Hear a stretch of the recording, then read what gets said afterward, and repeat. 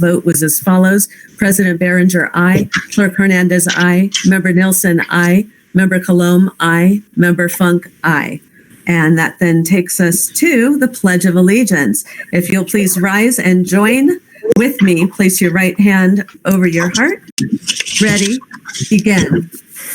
I pledge allegiance to the flag of the United States of America and to the republic for which it stands, one nation, under God, indivisible, with liberty and justice for all. Thank you. Okay, that then takes us to community comments. Let me take a look here. So community comments, we have a card from Dr. Susan Morris, the STA president, Snowline Teachers Association president, and the public comment reads, with everything negative right now, STA has some positive news. We were able to collect applications from the high school counseling office for our scholarship program, Children of Members and Future Teachers. After our virtual meeting, we were able to award 3 $250 scholarships to children of members and 2 $250 scholarships to future teachers, totaling $1,250 in scholarships. Those students will be notified by the high school regarding their award and will be able to pick up a check in the fall. Well, that's outstanding news. Wonderful. Thank you very much for that. And that then takes us to item G1.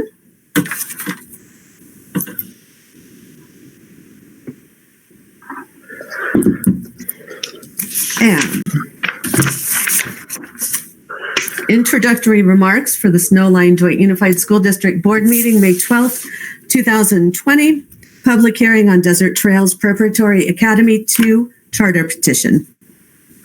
The Education Code permits persons interested in forming a charter school to submit a charter petition to a local school district after obtaining a certain number of signatures supporting the proposed charter school. In this case, Desert Trails Preparatory Academy gathered signatures of teachers in support of their charter. The school is seeking a 5-year term commencing on July 1st, 2020. The district board formally received the petition on April 14th, 2020, and the timeline for the district board's consideration of an action on the charter started that night.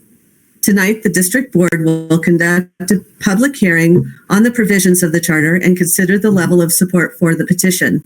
At the public hearing, the focus generally is on the gathering of input from the public, specifically including district employees and parents regarding the proposed charter school and any presentation that the petitioners may choose to make regarding their charter proposal. No action will be taken tonight. At this time, it is anticipated that the district board's decision on the Desert Trails Preparatory Academy petition will be made at the June 9th, 2020 board meeting. A charter is required to contain reasonably comprehensive descriptions of a number of items, and the petitioners are also obligated to provide the district additional information. If the district board approves a charter, the district becomes responsible for the ongoing oversight of that charter school to see that it is being operated in an educationally and fiscally sound manner, and in accordance with the plan and promises set forth in the written charter. Tonight's meeting will proceed as follows. First, Desert Trails Preparatory Academy will be given 10 minutes to make a presentation to the board. Second, the board will open the public hearing. During this pandemic, we are receiving input from those who want to participate in this public hearing as follows. The total time for comment from each participant will be limited to 3 minutes. I will read the comments received into the record. The total time allotted for all comments is 30 minutes. First, I will read a total of 15 minutes of comments from those who submitted comments in support of the petition. Thereafter, I will read comments from those who wish to speak against the petition for a total of 15 minutes. Third, board members may ask any clarifying questions to staff and Desert Trails Preparatory Academy. The public hearing will then end. Again, no action is to be taken tonight. The board will be taking action at the June 9th meeting. And so I will then call upon CEO Debbie Tarver of Desert Trails Preparatory Academy for a presentation.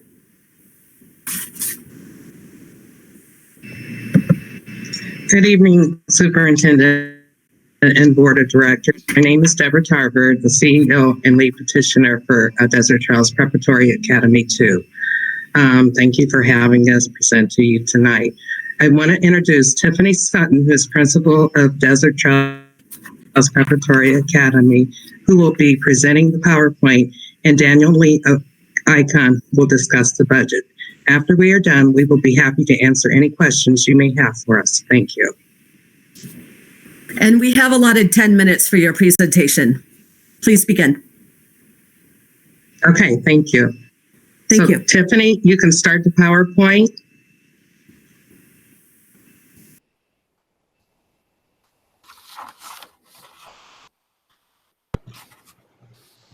Okay, I'm sharing. It says that I need permission to share screen. I don't know if James is on. Yeah, hi, this is Ryan Holman. We'll make sure we get that for you, okay, Tiffany? We'll make sure we don't start the clock until we get you up and going, all right? Thank you for letting us know. Okay.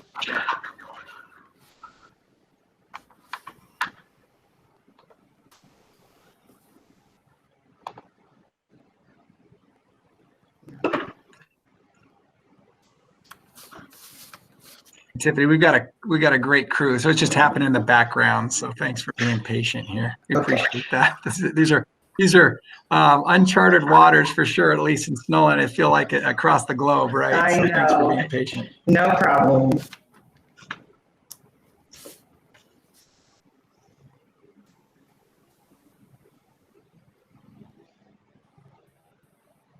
I'll make a quick check too, okay, Tiffany, just to see how they're doing. All right. Yeah, sorry, Tiffany. I'm working on it now. It's saying that you have permission. What's it looking like on your end? What's it telling you? It just says, can't share your screen. You must grant permissions in order to share screen. Okay. Is that my end or your end? It's a great question. We're looking at it right now. We did a test run yesterday and everything worked. Yeah. So let's see. Hey, Robert, may I jump in here too? I got a message from Rick Hernandez. You want me to read that? Yep, just got it. Go ahead, Ryan. Oh, okay. Go ahead, there, Robert. You got the same one. Go ahead, Robert. Permission to share screen is on your computer. Grant permission on your computer to share. So let's find out where that is.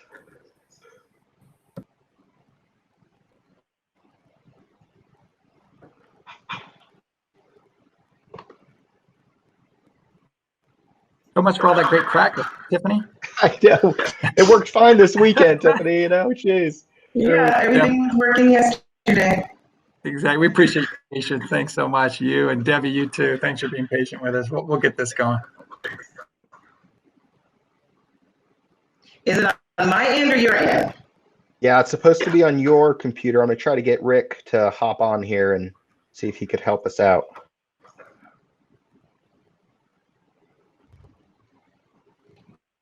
And if not, we could share it on our end, Tiffany, because we have it. If you just want us to do that. That's fine.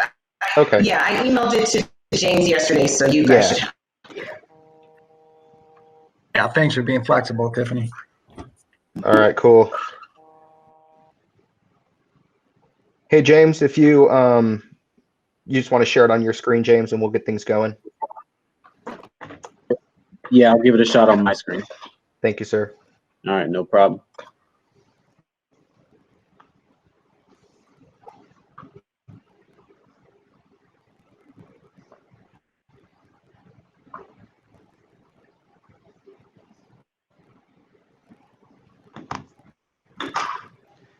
Hi, can you guys hear me okay? Hi, Rick. All right. Good. Hey. Hey, it looks like you already got it up. Never mind. I'll go ahead and go back to mute. Thanks, Rick. All right, Tiffany, if you just kind of want to help us through it, and we'll just move things along as you instruct us to. Okay, thank you. Well, my name is Tiffany Sutton, and I am the principal over at Desert Trails Preparatory Academy, and I'm here tonight to present to you our charter petition. Ms. Deborah Tarver will be the executive director of Desert Trails Preparatory Academy 2. She is currently the director of 2 charter schools in the High Desert, Laverne Elementary Preparatory Academy in Hesperia and Desert Trails Preparatory Academy in Adelanto. Laverne Elementary was recently named a California Distinguished School in 2020, and it is now our desire and the desire of all stakeholders to continue this academic success at Desert Trails Preparatory Academy 2. As charter leaders, we plan to replicate the model programs and structures of Laverne and Desert Trails at the new school site. Next slide.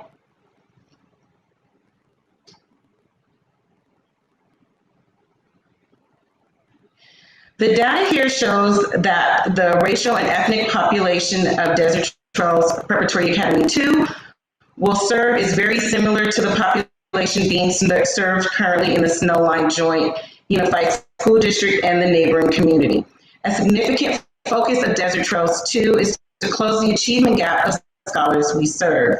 We anticipate, based on community demographics, that a significant portion of the population we serve will come from the following people subgroups: English learners, economically disadvantaged, Hispanic or Latino, and African American. Next slide. Okay. Desert Trails Preparatory Academy 2 plans to open at the identified location with 300 students in grades 6 through 8, with a plan to expand to 405 scholars within the next 5 years. Within the first 5 years of the school's inception, we will focus on the enrollment of middle school grades. Once the school has a solid foundation, we will continue the enrollment into primary grades. Recruitment at our school is designed to achieve racial and ethnic balance within the school that is reflective of the Snowline Joint Unified School District and the demographics of the County of San Bernardino.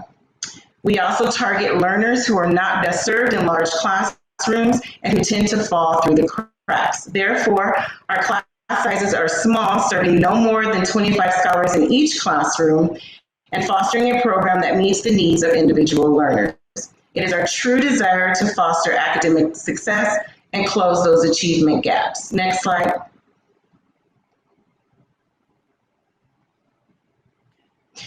It is the mission of Desert Trails Preparatory Academy 2 to provide students from diverse cultures and backgrounds with a classical education in a nurturing environment where students and parents alike feel safe, valued, and involved. It is our vision to equip all scholars, regardless of race, ethnicity, or economic status, with the tools they need to be successful throughout their lives. At Desert Trails Preparatory Academy 2, it is our philosophy that in the right atmosphere, with quality staff, innovative teachers, and supportive parents, all children can learn. Next slide.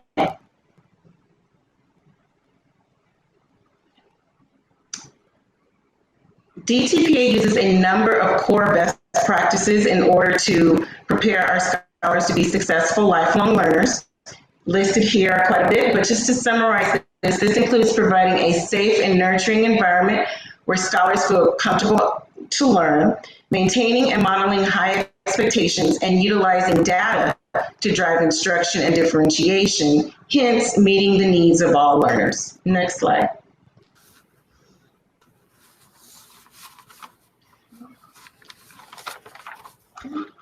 According to our schedule and our calendar year, the scholars of Desert Trails Preparatory Academy 2 will greatly exceed the number of instructional minutes required by the state. This is based on 175 school days and our extended day schedule. Next slide.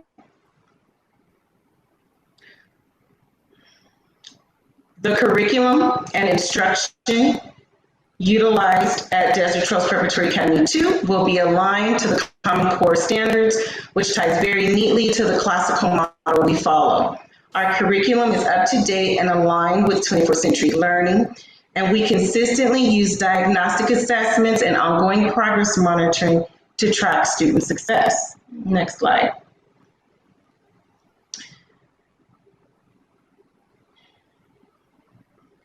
Desert Trails Preparatory Academy 2 will utilize curriculum that has proven to be successful in increasing pupil achievement, both at Desert Trails and Laverne Elementary.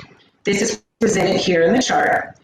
Our curriculum has been chosen based on scholar needs and is ever evolving based on scholar performance and teacher feedback. Next slide.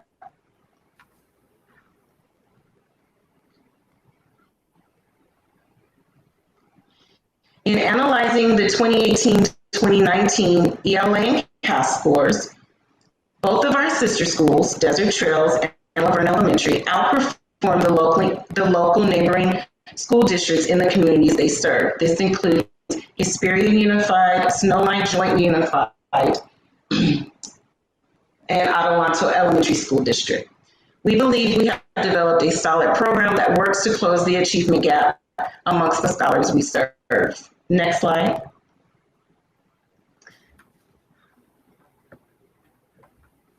Not only is this evident in the classroom, but it is also evident in the behavior and character of the scholars.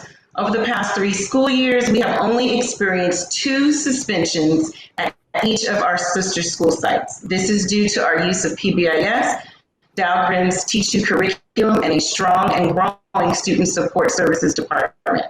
We plan to implement and utilize these same programs at Desert Trails Preparatory Academy too. Next slide. Desert Trails Preparatory Academy 2 will comply with all requirements of California Ed Code in regards to the local control accountability plan, including the development and annual update of school-wide goals for all subgroups. Next slide. Okay. So, Desert Trails Preparatory Academy 2 is committed to address the needs of all learners, including those who are socially economically disadvantaged. This table presented here shows the percentage of socioeconomically disadvantaged scholars that met or exceeded standards on the CAS assessment. Over the course of the past 3 years, DTPA has dramatically increased their scores in both ELA and math for this subgroup. Desert Trails Preparatory Academy had a higher percentage of socially economically disadvantaged scholars pass the CAS in ELA and math in relation to Snowline Joint Unified School District, the County of San Bernardino, and the State of California. Desert Trails 2 is committed to replicating this standard. Next slide.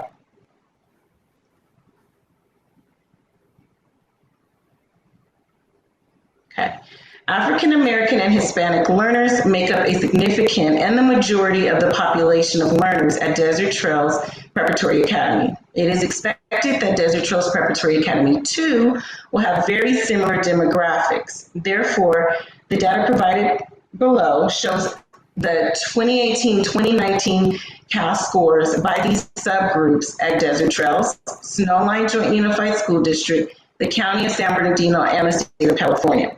As the data shows, DTPA had a higher percentage of African American scholars pass the CAS ELA than both Snowline Joint Unified and the state. They also outperformed Snowline Joint Unified, the County of San Bernardino, and the state in math. Desert Trails Hispanic subgroup and female sub-scholars outperform Snowline Joint Unified, the County of San Bernardino, and the state on both ELA and math. And male scholars at Desert Trails outperform Snowline Joint Unified, the County of San Bernardino, on the ELA, while male scholars at Desert Trails outperform Snowline Joint Unified, the County of San Bernardino, and the state in math. Next slide. Okay.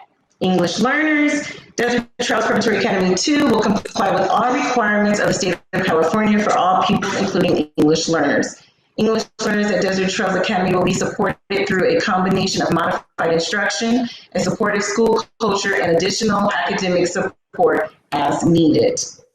Next slide.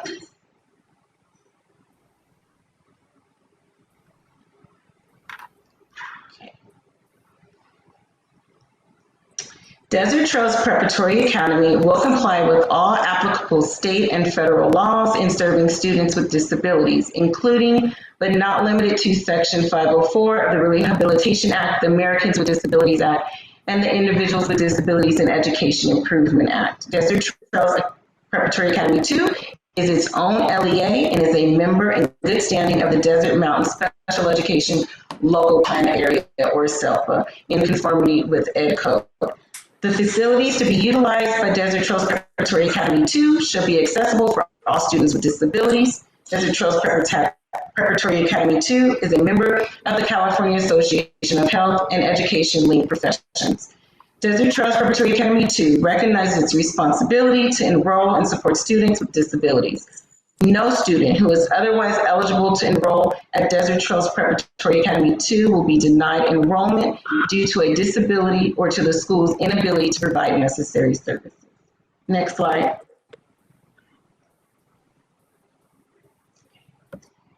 Desert Trails Preparatory Academy 2 will utilize response to intervention, or RTI, complying with the federal mandate of the least restrictive environment. Desert Trails Preparatory 2 will continue to mainstream all of its students as much as appropriate according to each individual IEP, offering a comprehensive, inclusive program that includes specialized individual tutoring through Desert Trails Preparatory Academy 2's extended day and year. Next slide. The table shows the percentage of students with disabilities who met or exceeded standards on the CAS assessment over a 3-year period. As the data shows, over the past 2 years, Desert Trails students with disabilities have consistently outperformed Snowline Joint Unified School District, the County of San Bernardino, and the state on both the ELA and math CAS assessments. CAS assessment scores tend to show variance as evidenced in ELA because of an influx in new scholars with IEPs and 504 plans. The Special Education Director and Student Services Department will work diligently to meet the accommodations of this subgroup. Next slide. Please wrap it up in the next couple of minutes. Sure. Thank you. Okay. We can go past this slide.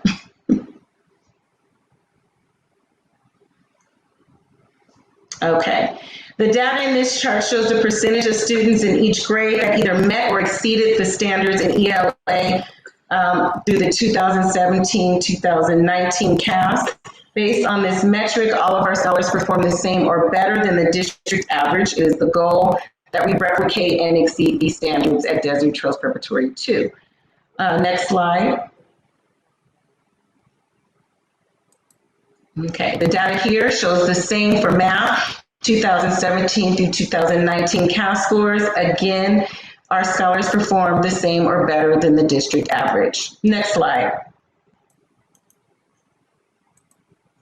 Okay.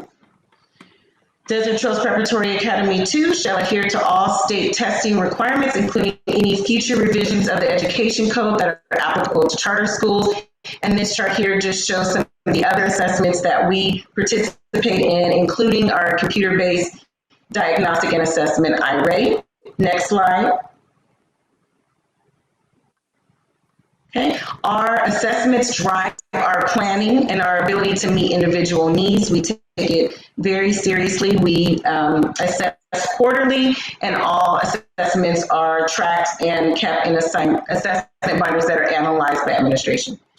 At this time, I would like Dan Lee to step in to discuss the budget. Next slide.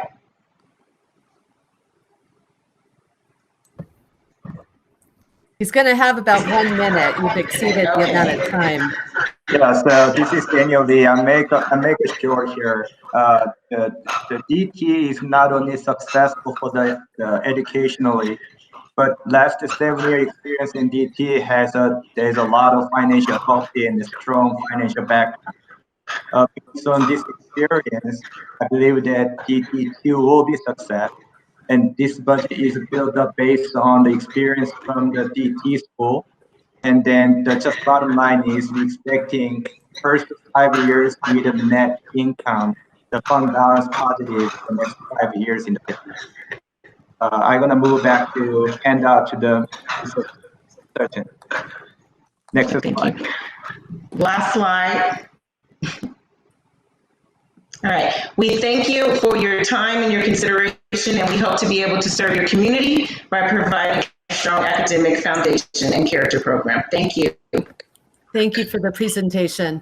That will then take us to opening of the public hearing at 6:31. And I will be reading the public comments. The first comment is provided by Fatima Cristerna Adam concerning the Desert Trails Prep Academy 2.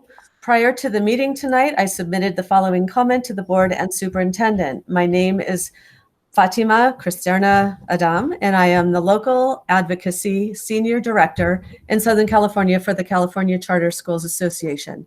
I represent the association in recommending the approval of Desert Trails Preparatory Academy 2, DTPA, as a Snowline Joint Unified Authorized Charter School. The California Charter Schools Association is the membership and professional organization serving the vast majority of public charter schools in the state of California. Our mission is to increase student achievement by strengthening and expanding public charter schools throughout the state. We know that Desert Trails Preparatory is doing just that for students in the high desert.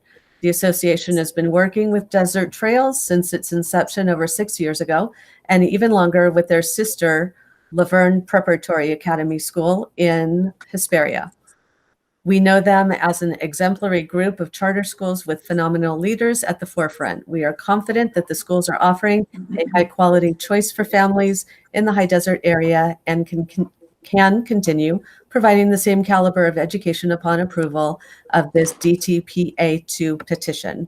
CCSA understands the intricacies of being an authorizer and the challenges that come with that job. Approval of the DTP2 petition will allow the school to continue providing the same high quality education to its students and families with the expansion of upper grades. Therefore, it is without reservation that the association urges the Snowline Joint Union District Board of Education to authorize the approval of the Desert Trails Preparatory Academy 2 petition.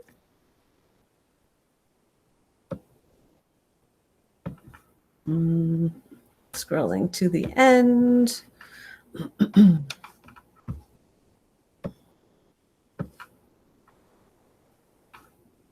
If you should have any further questions about our support, please do not hesitate to contact me or CCSA. My email is fcadame@ccsa.org. Thank you for allowing me to speak in support of this amazing school. The next comment comes from Sarah Thibodeau, and concerning the public charter hearing. As a new teacher in and graduate from the district, the introduction of another charter school in our area greatly worries me. Students that attended charter schools when I was a student at Serrano and those that do so now almost always end up back at Serrano and are almost never caught up with the curriculum being provided there, putting them behind. When these options are available to students, they tend to bounce around a lot and don't get a solid education. Further, charter schools put my job at risk as they pull enrollment away from the public schools. And if numbers go down too much, I'm one of the first to go. I would hate to be forced into a situation where I have to seek employment elsewhere, as I truly love our district and I genuinely believe a new charter school within our district boundaries would hurt rather than help our students. Thanks, Sarah Thibodeau, former student teacher and at Serrano High School. The next comment, comes from Nicole Stubner, to whom it may concern. I'm writing in regards to the new charter school that is propositioning to enter the Snowline Joint Unified School District. As an educator and community member of this district, I believe it would be detrimental to Snowline, its educators, and its students. This charter school would pull monetary resources away from already existing schools. In addition, this new school would have nothing to offer its students that the Snowline district is not already offering. It claims to help walkers in the district, yet Snowline will have free busing next academic school year. Therefore, this will not be an issue. Although these charter schools frequently hire educators who are not fully credentialed, which will take away from the quality of education our students are already receiving within our district. In short, this charter school has nothing positive to offer Snowline School District, yet has the potential to take away a proper education from its students. Please reject this charter school's proposal to enter our district. Thank you, Nicole Stubner. The next comment comes from Kathy Norris. I am writing this letter in response to the new charter school that wants to open its doors within the Snowline School District. For me as a parent, a red flag is raised when a school wants to pop up so quickly. Interesting enough, laws for charter schools are supposed to change next year, so this school is trying to fly under that radar. This school has settled into other districts as well. However, they have little to no transparency for the public. These schools can hire uncredentialed teachers. They can require extreme commitments of the teachers they do hire, and pay scales may not be up to par. In addition, according to a friend who attends one of her schools in Hesperia, the owner of the school sits on her board, which should constitute a conflict of interest. Therefore, will the children who go there get a quality education? Is funding distributed fairly? For our existing schools, this charter school could take students and the funding that is attached to them. This will cause our great schools already existing within this district to need to tighten their budgets even more. Also, their big push is for grades 6 to 8 and to attract walking students. Snowline will have free busing next school year, so this is a moot point. Allow our students to continue receiving the quality education by attending our existing middle schools. In short, I do not see where Snowline School District will benefit from having this charter school enter our district boundaries. I do not see where Snowline students will benefit from attending this school. It seems as if this school has nothing to offer our students that they are not already receiving through Snowline School District. Please do not accept their request to enter our district. Sincerely, Kathy Norris. The next comment is from Corinne Bell. My statement, okay. Having another charter school within Snowline's boundaries will not only affect the way teachers will be able to teach due to reduced funding, but the way kids will learn. Students need interaction and school activities to be able to develop into well-rounded persons. With charter schools, they are not able to participate in sports, band, and other amazing extracurricular activities. ASB and other skill and character building clubs are not available to them. We already have 2 other charter schools within Snowline's boundaries. Why have more and take away from our kids? And from Matt Bell, his statement states, having a 3rd charter school will take away so much from our kids and our teachers. The district will lose a lot of money and our budget is already tight. With these uncertain times, why take more away from our kids? The next public comment comes from Patty Abdallah. To whom it may concern, it has come to our attention that a charter school would like to have access to our district's middle school children in the Vista Verde area of our district, and that tonight they will propose to our school board the possibility of allowing them to come into our school district.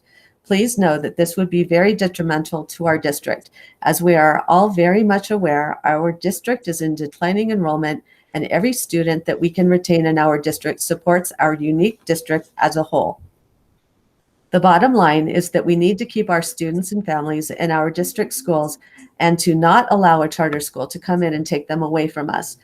I have heard that the middle school would be their first step in and that they have a bigger plan of eventually recruiting from the elementary schools. Please vote no on their proposal. I understand that they can appeal to the county, who evidently can overturn a decision of no. However, I also understand that we can again appeal to the county as a declining enrollment district, and that your decision to deny the charter school can still stand with county backing. Thank you so very much for your time and consideration. Patty Abdallah, Baldy Mesa Elementary School teacher. The next comment is from Kathy Polly. As an educator and a parent of a student who attended Snowline Joint Unified School District K-12, I write this with hopes that the Board of Education is not going to approve having a charter school within our district's boundaries. My main argument is this: For several years now, the board has instructed our superintendent to continue to work on plans to attract and retain students, since we are always in declining enrollment, quote unquote. If the Board of Education approves a charter school within our district's boundaries, then the supposed vision and focus has been false. And I would have to question, as a current teacher for Snowline Joint Unified School District, whose vision are you promoting? It certainly would not be Snowline's. Signed, Kathy Polly, Baldy Mesa teacher. The next comment comes from Catherine Jacoby. To whom it may concern, with many other charter options already available close to that geographical area, I do not see any reason to open another school. Signed, Catherine Jacoby, teacher.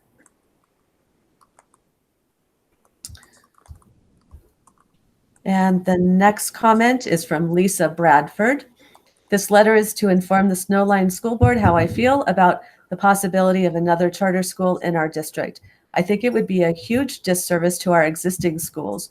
We work competently and diligently in our district to give our students the best education possible, and there's no reason to add another school. We have an online school that would provide an alternative style of education for anyone who wanted to take a path different than traditional school. I have worked in the school district for 25 years, 10 as a lunch lady and 15 as a teacher. I have seen a lot of students leave and return to our district in the hopes that a charter school would help them. So many students have returned further behind than they were when they left. They return because they find they don't have the discipline to complete the work on an individual basis, and they are lost in their studies. I have talked to a lot of students who all said, every one of them, that they wish they hadn't gone to the charter schools. They had to catch up and work harder than ever when they came back to the traditional format. Please do not offer students a chance with a charter school that could put them at more of a disadvantage than they are already dealing with. Let's encourage them and their parents to work with our alternative ed programs within our district to guide them and keep them in a school district that really cares about them. Please do not approve this charter school. Signed, Lisa Bradford, Serrano High School teacher.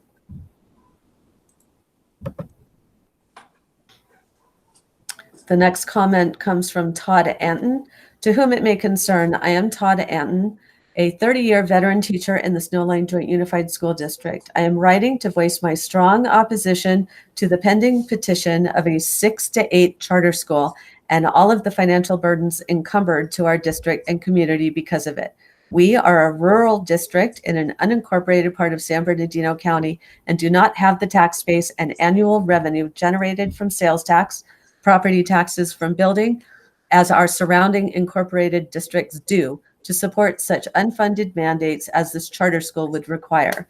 The addition of this charter school within our boundaries would impact the financial and academic equal access that all of our rural students deserve. With the pending necessity to revise budgets looming for California, this is something Snowline Joint Unified School District simply cannot afford. Partner with the city, not on the backs of a small community and small budget simply trying to get by. Thank you, Todd Anton, Heritage School History Department. The next comment comes from Carla Johnson Wilcox. To whom it may concern, as a teacher in this great district for the last 25 years, I am writing this statement in opposition to the proposed charter school due to its adverse effects to the Snowline community. Opening up such a charter school in our district would be a disadvantage to the Snowline community economically. By allowing this charter school, funding for the neighboring schools is affected and could impact all students in an already uncertain time. This is not what is best for our students. Thank you for letting me address my concerns and objections. Signed, Carla Johnson Wilcox, teacher. The next comment comes from Sarah De La O. As a former Snowline student who just graduated, I do not think we should have another charter school in our district. I had friends who had to leave to go to a charter school for different reasons, and it negatively affected them to be away from the activities and environments that they knew. I was involved in many activities during middle and high school, like choir, dance, band, theater, and have made lifelong friends there. These activities also inspired my future career goals, as I am now a double music major who intends to become a music teacher in the school system. Please do not take away the opportunities from the students who want and need exposure to all of the things that are offered at our middle schools and later high schools. Thank you, Sarah De La O. The next comment comes from Leslie Carver. As a counselor at Serrano High School, I regularly see students coming and going from the multiple charters that are already in our area. More often than not, they are behind on credits and frequently struggle with adjusting to the higher academic rigor of our school. To me, this demonstrates that most charter schools are not run in the best interests of children. Snowline already offers one parent choice school, Heritage, and two non-traditional schools, Snowline Academy and Chaparral High School. What can this new charter provide that we do not already offer? And is it worth allowing them to siphon funding from us to provide a less than adequate education for students who would be much better served through our own programs? Thank you, Leslie Carver, counselor at Serrano High School.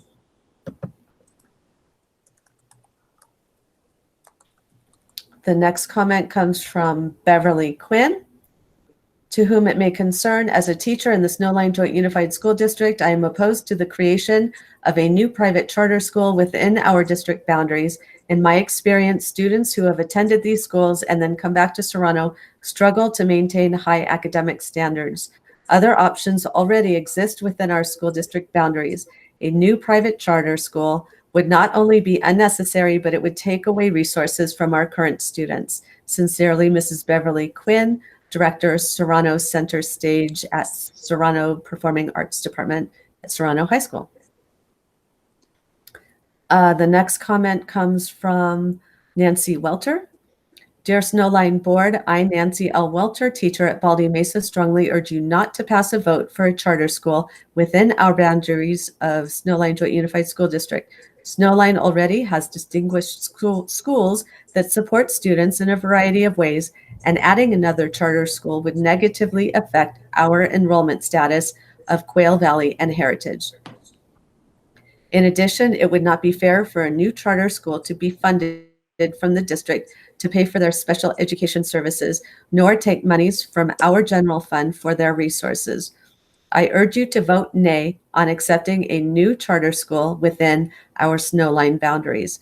Thank you for the opportunity to speak on behalf of our Snowline colleagues. Nancy Welter, teacher at Baldy Mesa Elementary School. The next public comment is from Tracy De La O. It has come to my attention that a charter school known as both Laverne Preparatory and Desert Trails is trying to insert themselves into Snowline.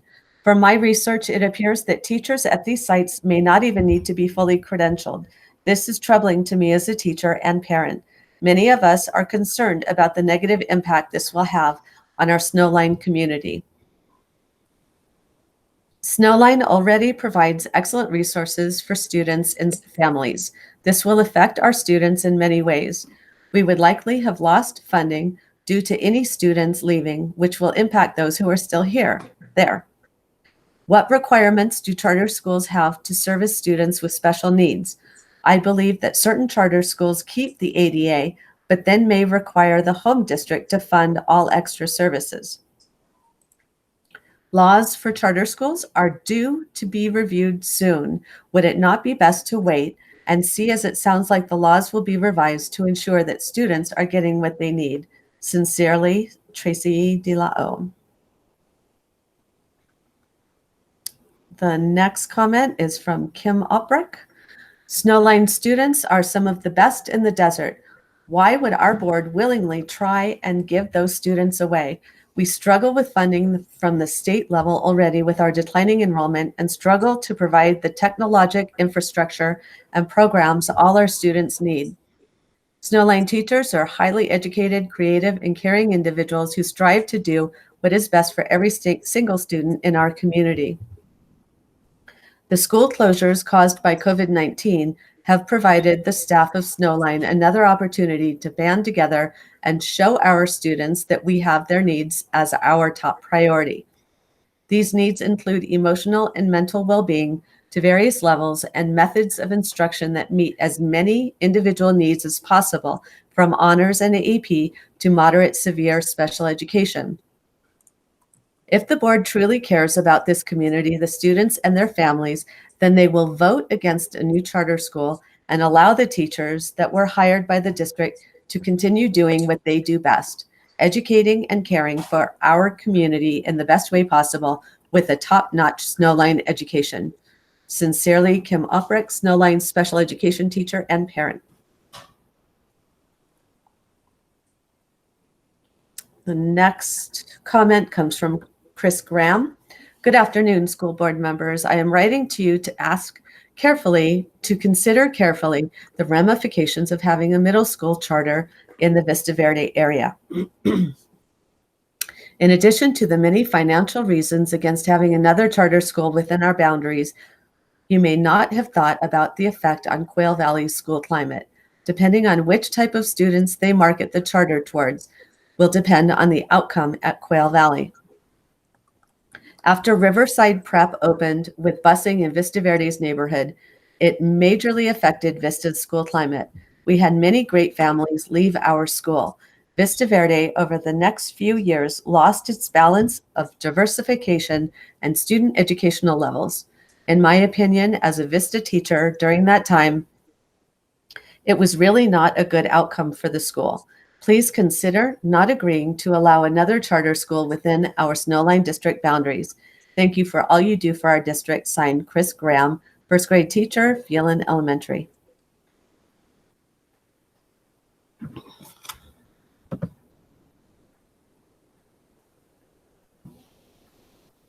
The next comment comes, from Nancy Marquez concerning charter school in our district. We say no. I represent the Vista Verde PTO, and we feel that we cannot afford to lose our ADA to another district. From Maggie Scarpolino, this comment concerning Desert Trails 2 charter petition. I have been a proud parent of the Snowline Joint Unified School District for 6 years. In that time, I have seen a school district that is dedicated to supporting their students and families by providing strong academic programs and focusing on their social and emotional health. This school district has been a leader in building a sense of community for our children by always finding ways to celebrate their success, encouraging kindness, and teaching them to be involved in taking care of their community. I would not send my child to Desert Trails Preparatory Academy because she is already attending a school district that is successful and meets all her needs. A school district where I know she is being taught by highly qualified teachers and administrators. The petition is not presenting a new or innovative program that would add to her academic growth or emotional health. The only benefit I see to opening this school at this time is to its administrators, not the community where my child has thrived all these years. Seeking a charter, given everything that is happening in the world today and the financial restraints our school district is already facing in order to provide for and serve our students and families during a pandemic, is further evidence that the administrators of Desert Trails Preparatory Academy are not working with our community's needs in mind. The next comment comes from Brendan and Stacy McCurdy concerning the charter school. We are both former Snowline students and are now parents of 2 Snowline students. We do not want another charter school in our district. This will take away funding of our students, and it is not needed as we already are provided a quality education. Thank you, Stacy and Brendan McCurdy. The next comment comes from Patty Hernandez concerning a charter school. As a parent of students attending Snowline Joint Unified School District and president of the Vista Verde Parent Teachers Organization, I strongly oppose a charter school coming into our district. The next comment from Nancy Welter, vote no on charter school. Dear Snowline Board, I, Nancy Welter, teacher at Baldy Mesa, strongly urge you not to pass a vote for a charter school within our boundaries of Snowline Joint Unified School District. Snowline already has distinguished schools that support students in a variety of ways and adding another charter school would negatively affect our enrollment status of Quail Valley and Heritage. In addition, it would not be fair for a new charter school to be funded from the district to pay for their special education services, nor take monies from our general fund for their resources. I urge you to vote nay on accepting a new charter school within our school Snowline boundaries. Thank you for the opportunity to speak on behalf of our Snowline colleagues. Signed, Nancy Welter, teacher, Baldy Mesa Elementary School. Carrie Herzog submits the next public comment concerning the charter school. Please guarantee that a new charter middle school is not created within the Snowline boundaries. This is not a good time to move forward with major changes in the district, as the health issues of the students, staff, and community should be a priority. Thank you. And from Jerry Schlosser concerning the charter school petition, this comment as follows: to the Snowline Joint Unified School District Board of Trustees regarding opposition to charter school Desert Trails Preparatory Academy 2. Good evening. It recently came to the attention of the California School Employees Association, Snowline Chapter number 278, that Desert Trails Preparatory Academy 2 submitted a petition to open within the boundaries of Snowline Joint Unified School District. This is concerning to classified employees for several reasons. There is a financial cost to our schools, students, and staff. Charter schools are siphoning resources from traditional public schools. If a student leaves a Snowline school to attend a charter school, all the public funding for that student leaves with the student, but the cost of the school remains. The district must still maintain its school facilities, employ administrators, staff, and keep the school running, even though its ADA funding just walked out the door with the student who left for a charter school. Every taxpayer dollar that is diverted to these privately managed schools is money that is no longer available to help improve public schools. With California ranking 41st in the nation when it comes to public school funding, this is a financial cut we simply cannot afford. The district is working hard to solve the issue of repaying the COPS debt. In addition, the current COVID-19 closures are adversely affecting the state budget that will ultimately trickle down to a potential loss of educational funding to the district. A reduction in funding results in cuts to staff and reduced services for students that CSEA classified employees work to support every day. We transport them to and from school, deliver food to their schools to provide them with meals, print their instructional materials, clean their campuses and classrooms, keep them safe at school, and the list goes on. Not only do we support them at school, many of us live and work in the community. Staff cuts would negatively affect the home lives of the very students we are here to support. If one or both of the parents were to lose their income, the negative impact of the charter school. Charter schools do not have collective bargaining agreements that protect their workers or provide set wages. Welcome to Loop Up. There are disturbing reports of the financial mismanagement of charter schools by charter operators enriching themselves by taking advantage of loopholes in the law, laundering state funds through private companies, and committing outright fraud. In Los Angeles, a couple charged their charter $800,000 annually to rent property they own and paid above market rate. This year, charter schools will cost Los Angeles Unified School District $590 million. According to a report by independent research firm MGT of America, funding shortfalls like this have a profound impact on our students and staff. There are two charter schools already operating within the district that come to mind: Excelsior and Mojave River Academy. These charter schools provide parents an alternative educational option for their children. This district does not need another charter school offering redundant programs. Snowline currently offers educational options through Snowline Academy and its school of choice, Heritage School. Desert Trails Academy brings nothing new or innovative to our learning community and would take away necessary funding that supports the success of all Snowline students. Our students, staff, and community deserve better. We urge you to continue to protect the future of our 7,400 plus students, TK to 12th grade students, employees, and the community, and reject their petition.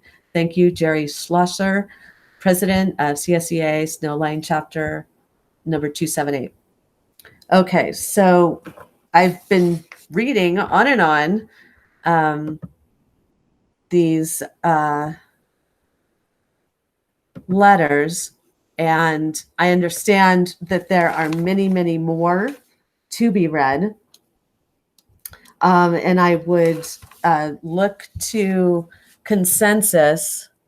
I believe we have about 15 more letters to read, or public comments. Is the board in favor of extending time to continue and read through those remaining 15? I would support continuing to read a few more of those. Perhaps we can take another 5 or 10 minutes to continue. Other comments? I ask that we allot 5 more minutes. 5 more? Okay. How about Member Nielsen and Member Colomb? 5 is about right. 5 minutes? 5 minutes. Member Nielsen, you're good? 5 more minutes? Okay. 5 more minutes gives me. Okay, so we have consensus to continue reading, and I just want to say to our art contest participants and their families, if you can just be patient with us for 5 more minutes, I will continue on, and then we will close the public hearing.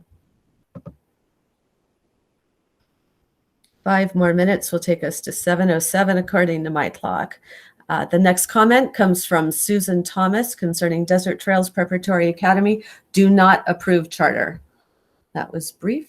And the next comment, Fernando Hernandez, Desert Trails Charter Schools. As the grandfather of 5 Snowline Joint Unified School District students, I am opposed to any charter school in our district. They drain resources from our public schools to the detriment of our students and community. From Susan Morris, concerning the public hearing for charter school, I have been collecting statements from teachers, parents, and former students regarding their protest of another charter school within our district boundaries. I say no to the charter school opening up. Please submit my no. From Coach Sherry Elliott at Serrano High School. Include my list of no to charter school at Quail Valley. Rachel Mickelson of Snowline, continued online learning. To whom it may concern, from Marco Magana. I, Marco Magana, would like to express my concern about opening a new charter school in the Snowline district. I believe that opening a new charter school will hurt our community more than help. These charter centers do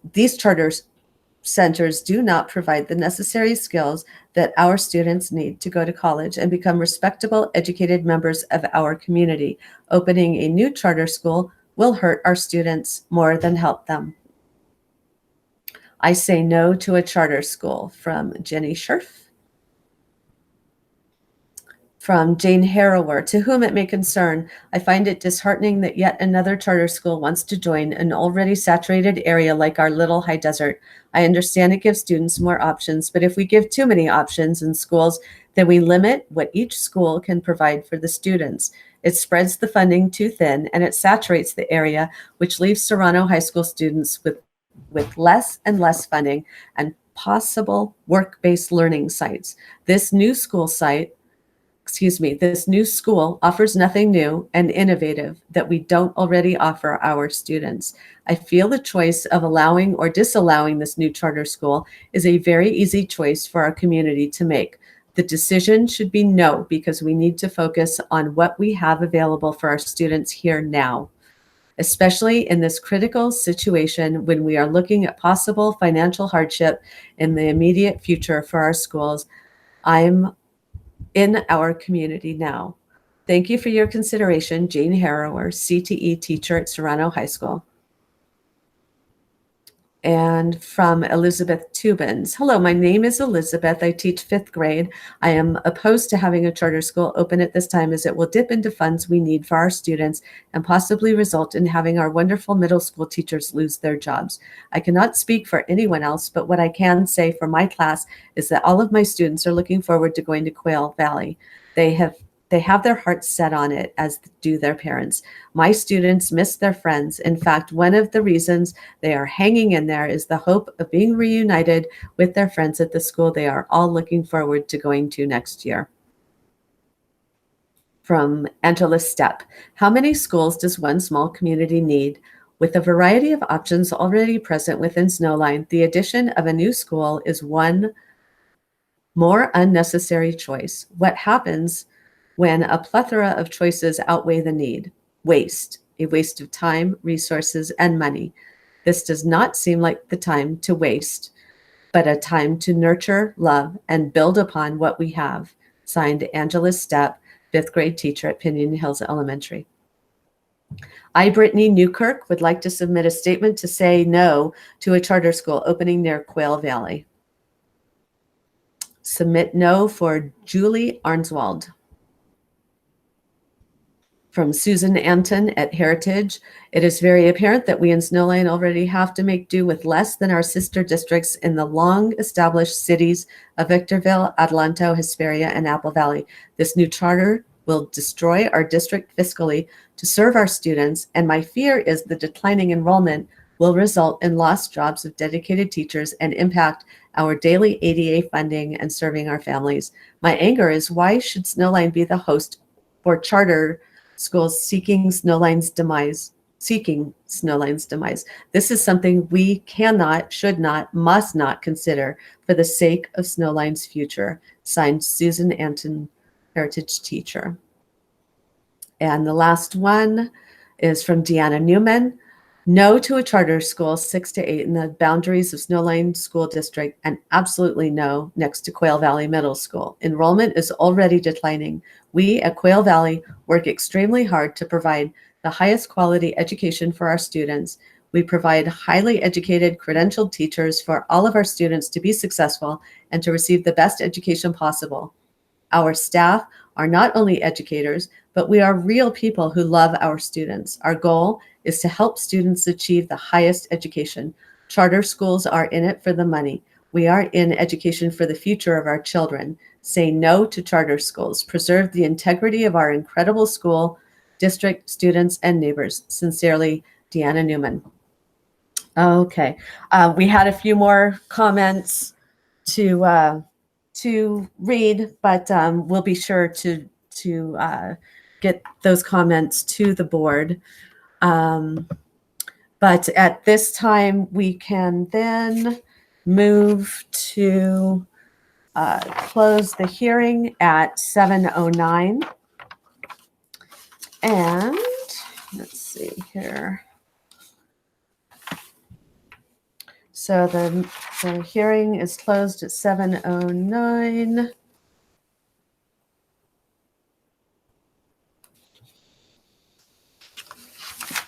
And that takes us then to receiving information concerning Snowline Joint Unified School District Art Contest winners. Mr. Miller. Thank you so much, President Behringer, and thank you, families, for sitting by patiently, families and students. This is a real exciting celebratory time for a number of artists across our district. And this is one of the things, President Behringer, as I'm sure you and the board would attest to, is that we've got great students here in Snowline, but also students that are talented in so many other ways. And I'm so proud of our district for offering so many avenues to express those talents. And this Young Artist Contest that we do annually is just one of those ways. Before we get started off on the recognition itself, I want to thank all of the site administrators and teachers for promoting this contest and encouraging your students to be involved. And I'd also like to give a special thanks to Ashley Alvarado, who's probably listening in tonight, for doing such an outstanding job coordinating this event and preparing such a beautiful presentation to showcase tonight. Of course, we would rather have all the students with us in person, but circumstances being what they are, that doesn't allow us to do that tonight. But I think this tribute will just pay homage to all of the wonderful work and give the families and our district and our community something to be really proud of. So if you'll just give me a few moments to bring up the presentation, we'll go ahead and start recognizing these wonderful young artists. Hey, Alan, if you can just give us a quick second, we just need to do something in the background here really quick. So if you'll give us 20 quick seconds and we'll get right back in it. Certainly. Can I go ahead? Can I go ahead and put it up? Yeah, go ahead, Alan, and then we'll get going. I'll just give us 20 seconds. Just give me a shout out when you're ready. Okay.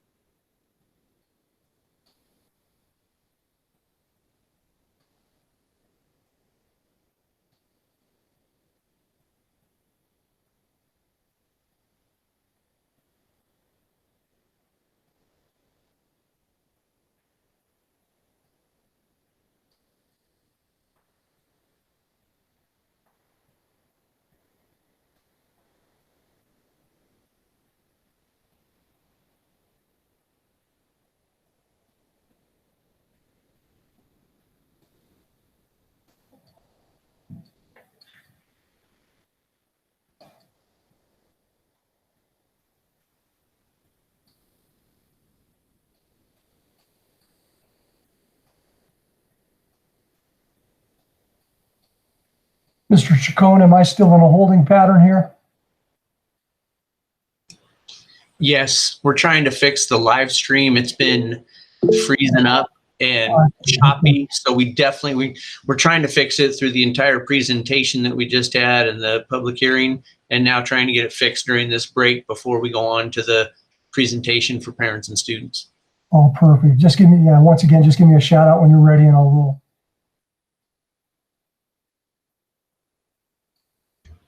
Good job, Member Funk, getting some steps.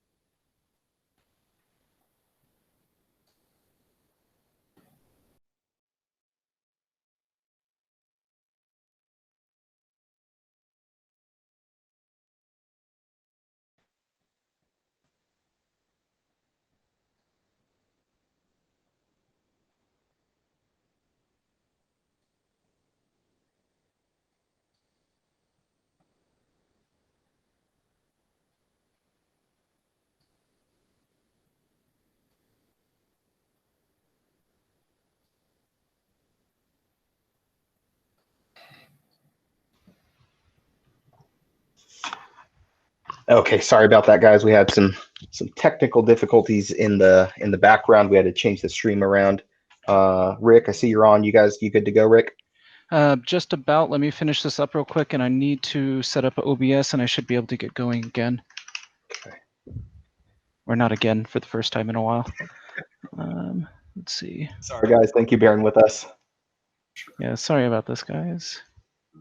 Yeah, no worries. And Alan Miller, while you're waiting, is there anything you'd like to share? Excuse me? Relative to the art contest, its history, or anything that might be relevant to people who are waiting for this great Well, presentation? it's the 20th anniversary. You know, it's been going for a long time, and I tell you, it just gets better and better every year.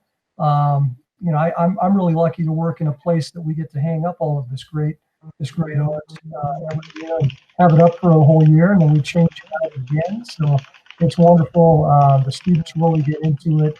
I can't tell you how many times we've had students come into the office, turn in their submissions, just very excited and very proud of the work that they're putting in. But, you know, it's really it really represents all grade levels, and once again, it offers a wonderful opportunity for our students to show off their talent.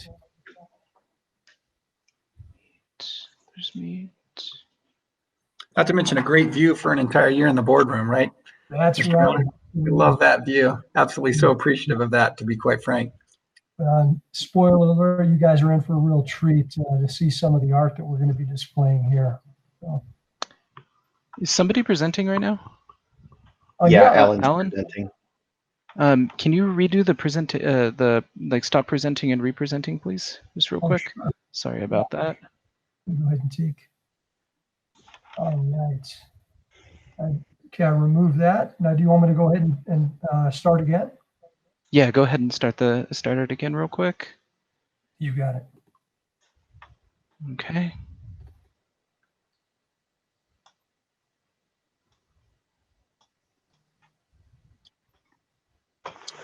Okay, and you have your presentation. Is it in the back? Oh, you have a PowerPoint at the bottom. You want me to bring up the PowerPoint right now? Yeah, you can go ahead and do that right now, and I'll go ahead. I could start by pinning you on that one, and then we should be good to go. Pin to screen. That should work. Let me bring back OBS. Sorry, everybody. Give me just 1 second.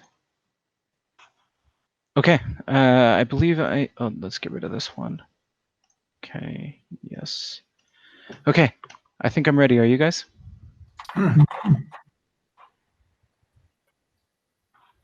Yes? Yes, we're Go good. for it, Rick. Yep. All right. Let us So know. if you want to go ahead and give a countdown, I'll go ahead and transition you in. All right, Rick, you ready? Yep, go ahead. 3, 2, and 1. All right. Welcome back, everybody. We apologize for that technical difficulty there, but we're up and running again. And without any further ado, it's my pleasure to go ahead and host this presentation in recognition for all of our wonderful artists in Snowline. So this is the 20th annual Young Artist Contest, and these are our winning entry board of trustees presentation. So we're going to go ahead and move on. Avery Mackey, Pirate Ship, Snowline Academy, 3rd grade. Richard Rawlings, The Daydream Peter, Quail Valley Middle School, 6th grade. Eve Castro Gutierrez, To Be Okay, Serrano High School, 12th grade. Olivia Silva, Frog Creek, The Heritage School, 6th grade. Carla Orozco, La Muerte, Serrano High School, 11th grade.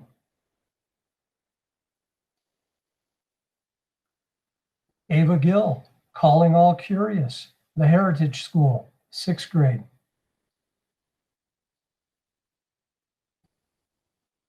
Karen Albaran, Kobe's Angel, Serrano High School, 12th grade.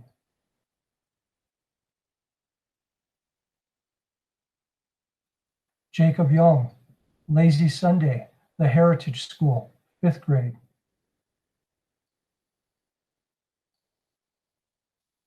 Zoe Reese Alvarado, Together, Phelan Elementary School, 4th grade.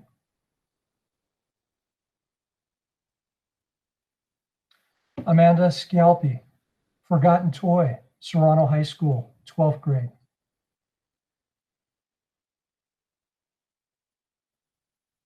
Abigail McGitty, Abstract Nature, The Heritage School, 7th grade. Madison Weber, Find Your Way, Baldy Mesa Elementary School, 5th grade. Brittany Cruz, A Pretty Face, Serrano High School, 12th grade. Un Sohan, Welcome to South Korea's Spring, The Heritage School, 6th grade. Lily Fisher, Lonely Cactus, Wrightwood Elementary School, 3rd grade.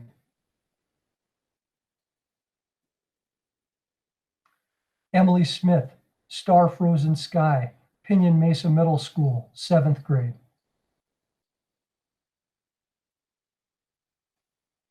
Emma Masters, The Wolf Pack, Wrightwood Elementary School, 3rd grade.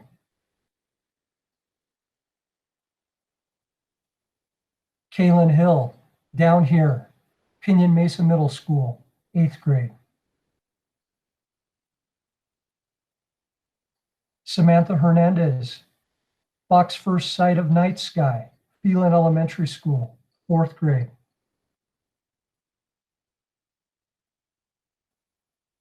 Sadie Sasena, Radiohead, Pinyon Mesa Middle School, 7th grade.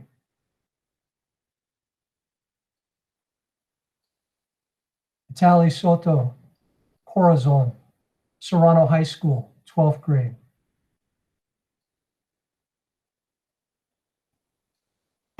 Aurelie Hernandez, Freeway Lights, Pinyon Mesa Middle School, 8th grade.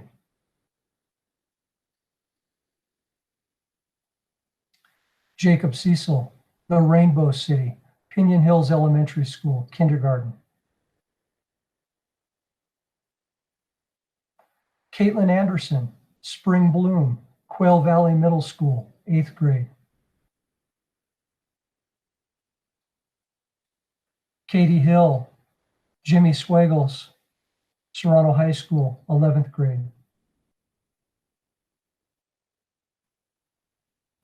Drew Walzinski, The Eastern Sierras Snow-Capped Mountains, Pinyon Mesa Middle School, 9th grade. And that's actually a wood burner portrait if you can't tell from the picture. Jonathan Spray, Space, Snowline Academy, 12th grade. Alyssa Thompson, Harmony, Serrano High School, 12th grade.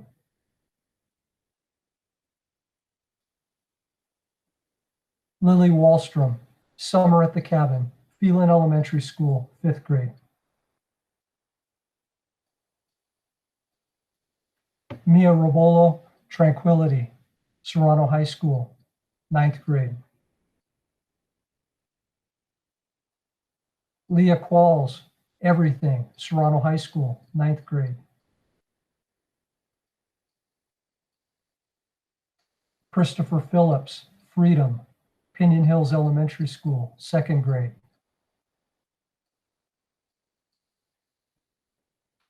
Aaron Ward, Impressionistic Thor's Well, Oregon, Serrano High School, 10th grade. Lucia Sin, Happy Thoughts, Serrano High School, 9th grade.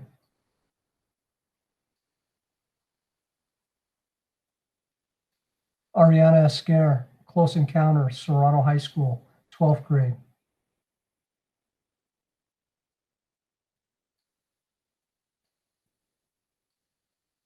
Isaiah Garcia, The Leaning Tower of Pisa, Very Old and Moldy, Vista Verde Elementary School, 5th grade.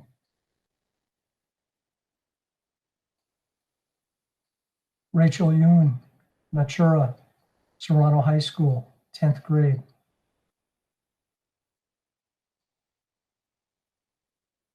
Charlotte Brenazir, captured, Serrano High School, 11th grade.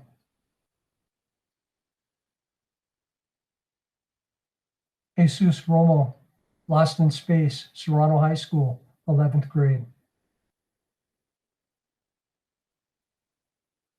Haley Lefevre, Oliver, Wrightwood Elementary School, 5th grade. Yana G. Hudson, The Fury of the Saber-Toothed Dragon, Serrano High School, 11th grade.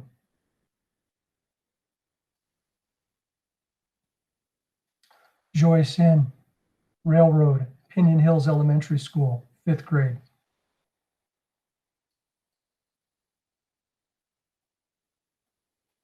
Annabelle Mersman, Self-Portrait, Serrano High School, 11th grade.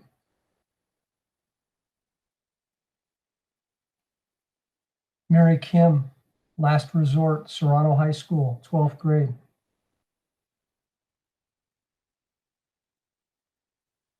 Joshua Jones, Standing Strong Together, Serrano High School, 11th grade.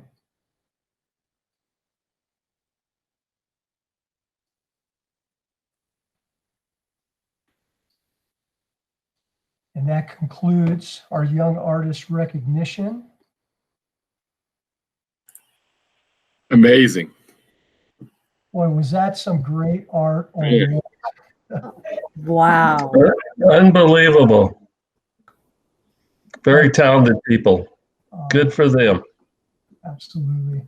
And congratulations to all of our families and their students. That was just incredible work. Like I said previously, if you were able to hear me, we would have much rather met with you in person and congratulated you for all your wonderful efforts. But we're so glad we can pay tribute to your talents in this way. So thank you for attending, families, and thank you, students. President Behringer. Very nice. Wow, that's so impressive. The creativity there is amazing. Thank you for sharing that with us, Mr. Miller, and thank you to all the students.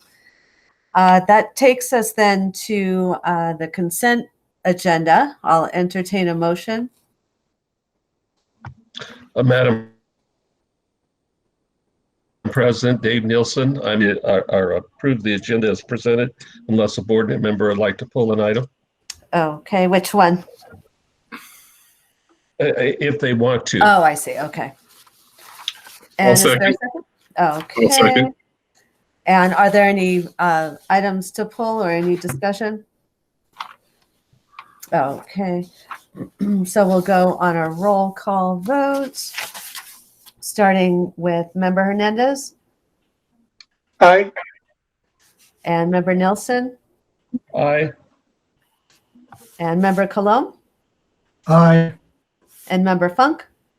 Aye. And Christina Behringer votes aye. Okay, so we have just approved the minutes of the regular meeting by teleconference of April 28th, 2020 of Snowline Joint Unified School District Board of Trustees. Personnel motions, resolution number 20-1450 in recognition of Certificated Week of the Teacher 2020, and resolution number 20-1451 in recognition of Classified Employee Week 2020. The official change of transitional kindergarten curriculum, the agreement number 19-20-0325, AM number 1, State Preschool Program Delegate Agency Agreement, the Williams Third Quarterly Report for 1920 school year, excuse me, the contract for Police Department dispatch services for 2020 through 2023 school years, renewal of the annual contract with School Services of California, and the resolution number 20-1449 for transfer of appropriations for the 2021 school year. And lastly, the approval and ratification of district financial transactions, which then takes us to item J1, Mr. Zimmerman. All right, thank you very much. And so we have before you tonight, J1, 2, and 3, our annual updates that we need to bring to the board for action as we move into a new school year. So this first one is we're looking for approval for the need for 30-day substitutes. Certificated substitutes are always a challenge to find, and at times we are able to bring on a few as they are going through the process of getting credentialed. J1 and 3 are similar in that regard. Okay. And is there a motion? I'll motion to approve. And a second? Second. Okay, any discussion?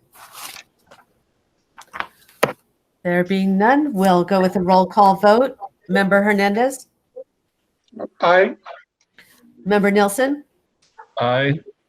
Member Colomb? Aye. Member Funk? Aye. And Christina Behringer votes aye.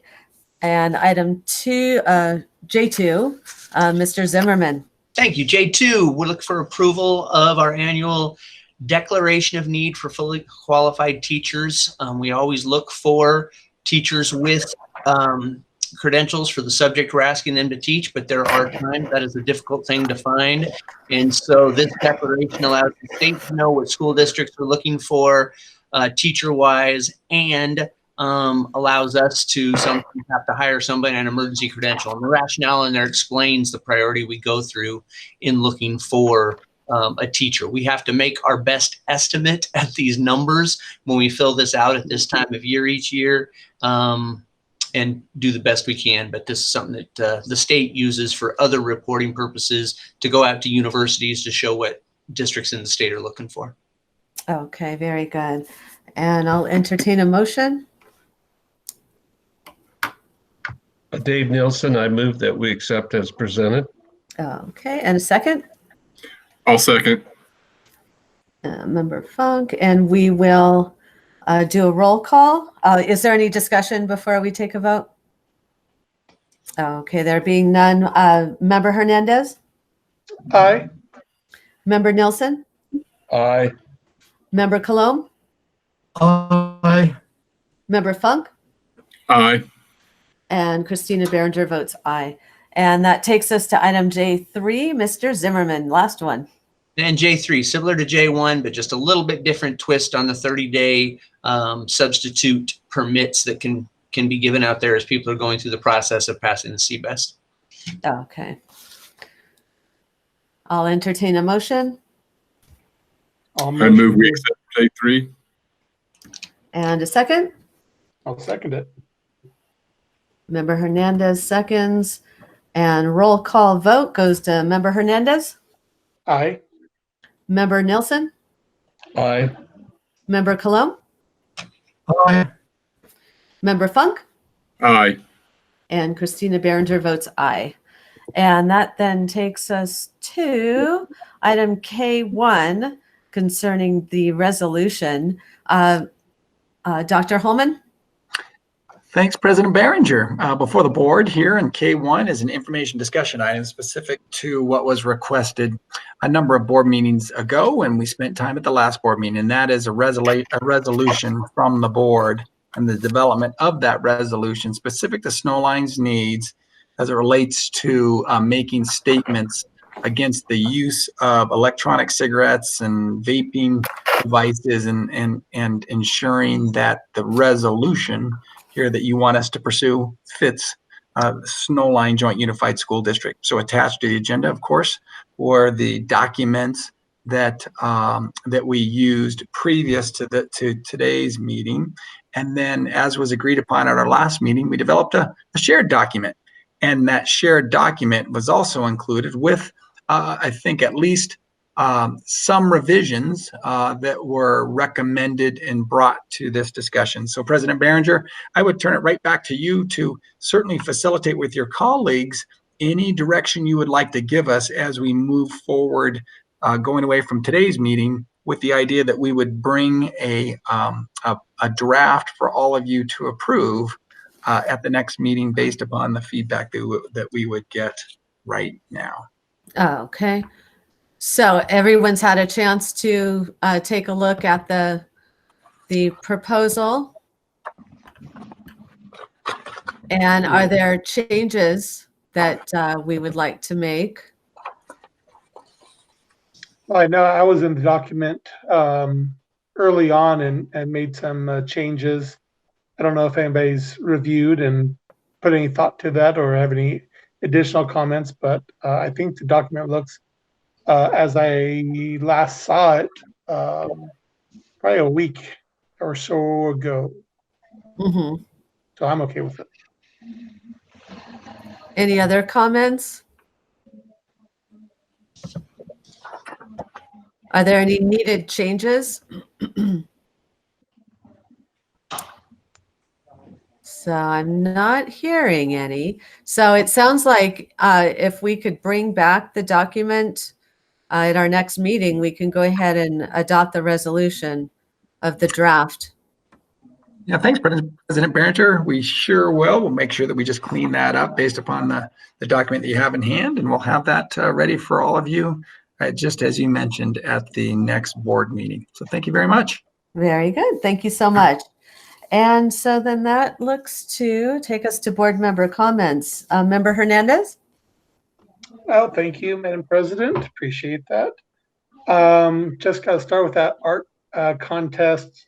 You guys all chimed in right away, and I'm still saying they're all awestruck. There's a couple or one or two of the kindergarten ones in there that I'm like, I couldn't have done that. So beautiful stuff.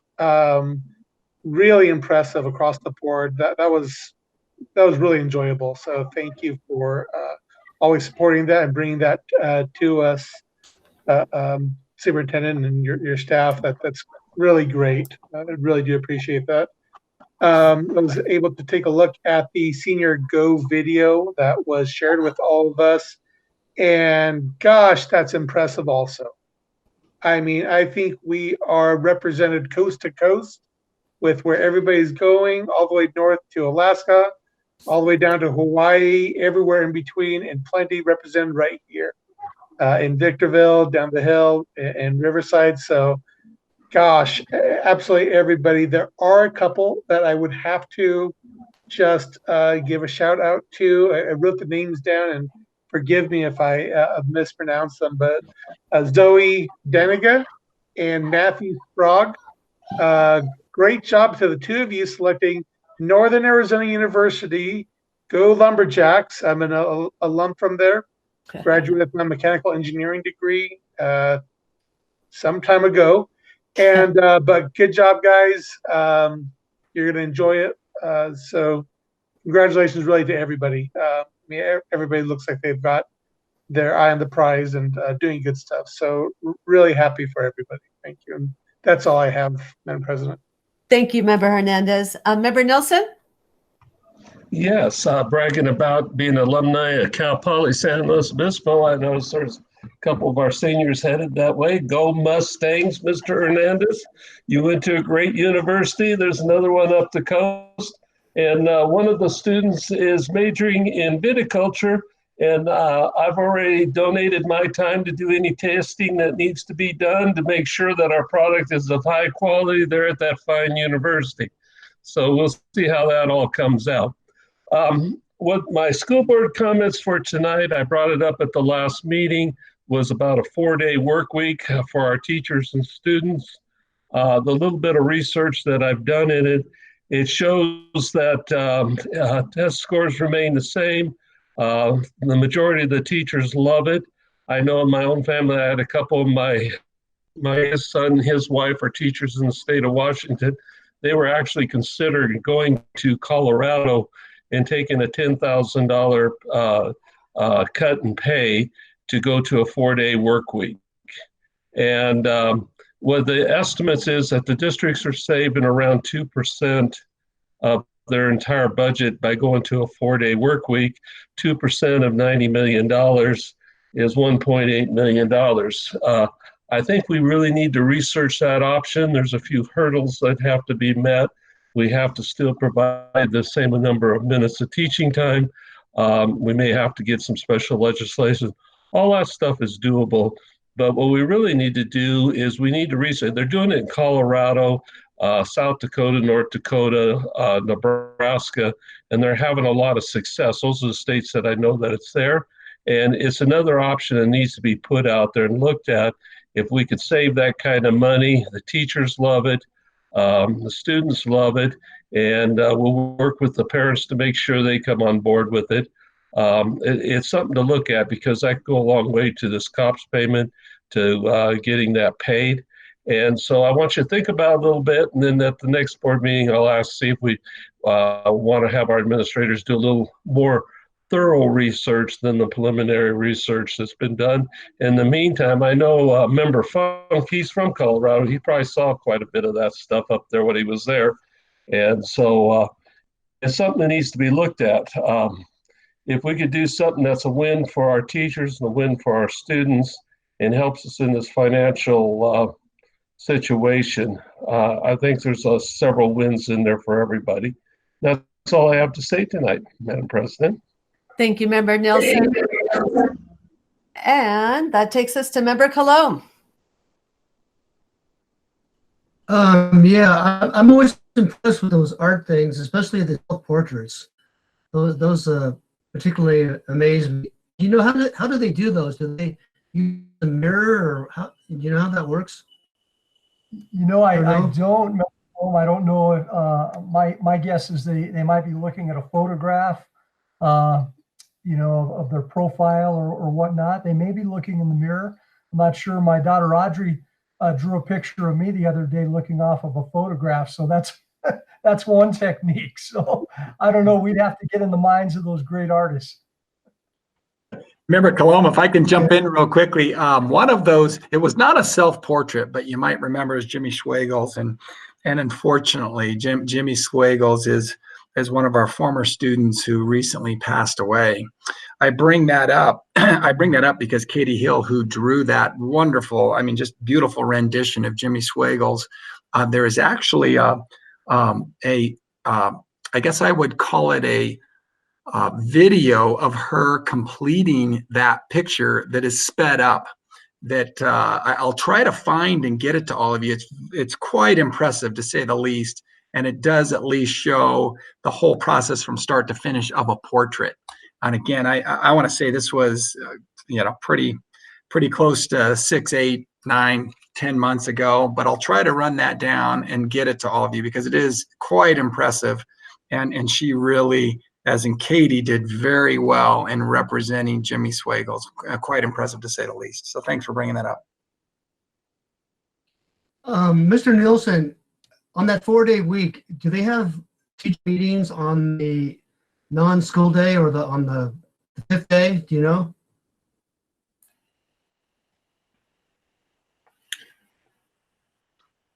Member Nielsen, you're muted. Unmute. Yeah. There, I got it. A little bit of research.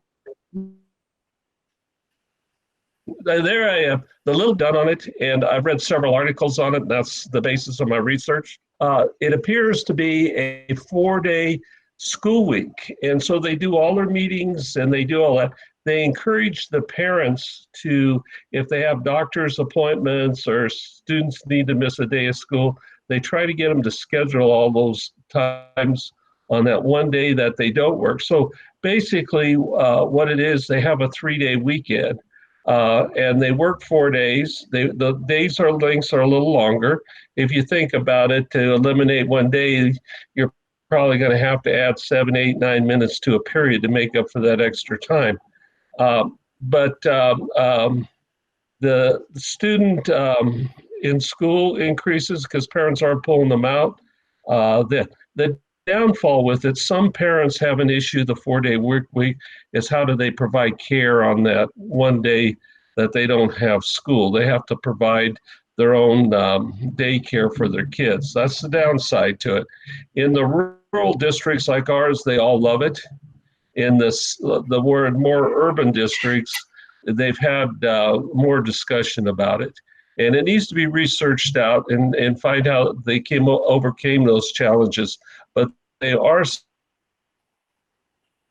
saving the district money And you think about it, like transportation. If you only transport 4 days out of the week, you just lowered your cost by 20% by not running that 5th day. And so there's a lot of cost savings to doing this. And their test scores didn't change. The kids are still getting all the same information, but it's a 4-day work week. The teachers don't come on this, so they get a 3-day off.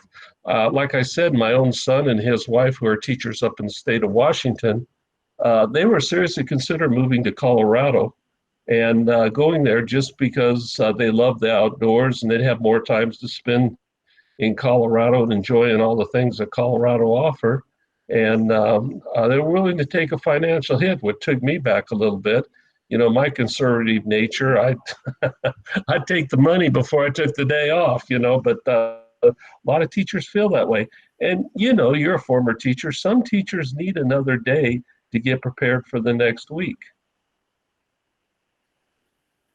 You know, and you can see an improvement in teachers after we've had, you know, Christmas break and spring break. You know, those days that we come back, they're recharged, ready to go. So I don't know if a 3-day weekend would help them out with that or not. But teaching is a tough occupation, as you well know. It's a tough gig. And if we could do something that helps it, the kids still get what they need to get out of the class and they enjoy it. What the heck, something we need to look at. I think a teacher, I'd rather have one. All right, well, that's it for me. I'm going to say go Titans. I think Alan will know why I'm saying that. Thank you, Member Colomb. Member Funk? All right. Yeah, just the artists we have in our district, because that's what they are. They're artists. It's amazing. Really impressive, the different medium they worked with. Sticking with quotes, Maya Angelou, I've learned people will forget what you said, people will forget what you did, but people will never forget how you made them feel. And I say that because in talking with my kids and their friends, they're missing their teachers. And they're missing their teachers in ways they never thought they would miss teachers, right? They were like, oh my God, this English teacher. But it's because those teachers made them feel important. They made them feel educated. They made them feel challenged. They made them feel good about themselves. So a shout out to our teachers who I imagine are missing students.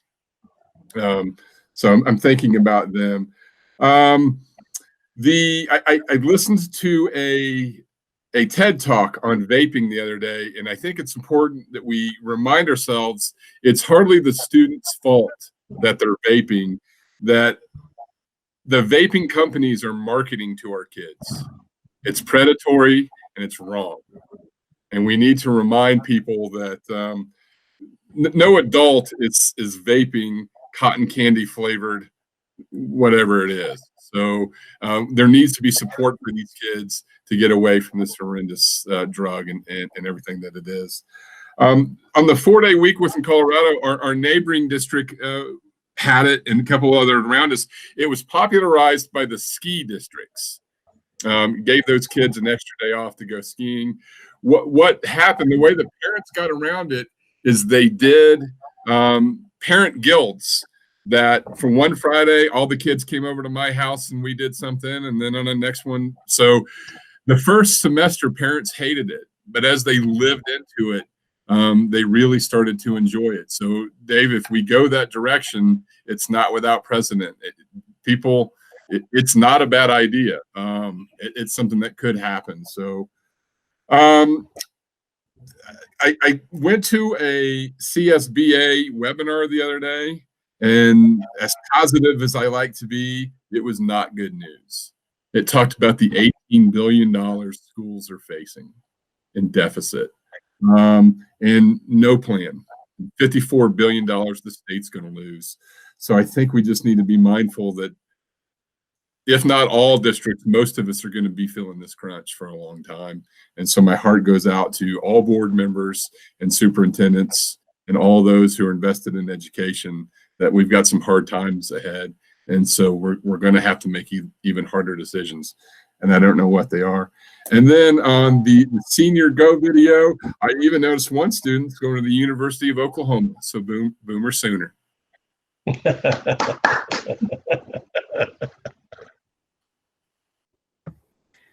Thank you, Member Funk.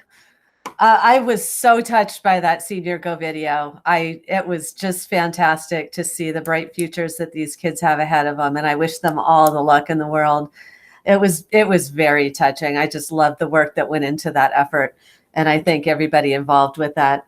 And I'd also like to thank those young artists that we have. They are just amazing.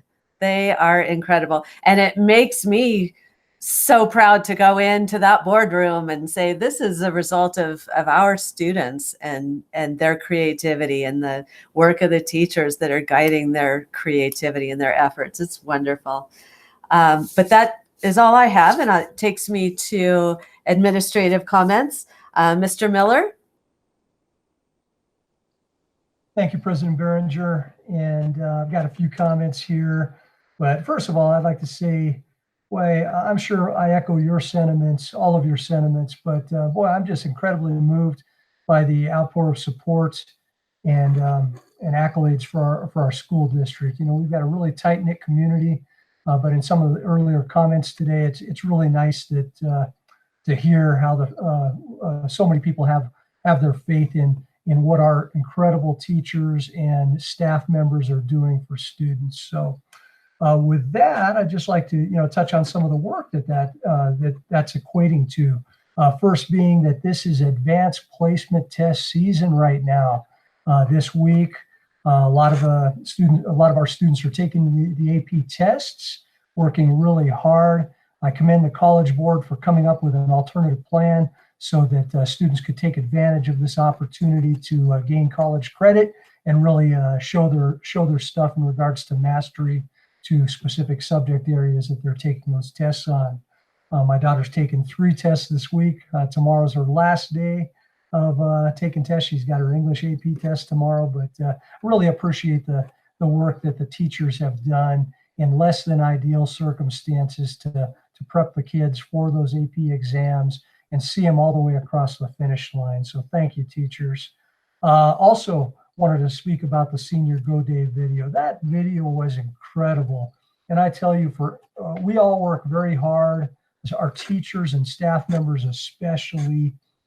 And everybody needs to take a look at that video because our jobs get tough at times, but really to see the end game, at least the end game for Snowline of those graduates going out in the world and seeing what's next as far as their post-secondary education, their military endeavors, fill in the blank. It's so great to see those smiling faces and to get a glimpse of what their futures look like.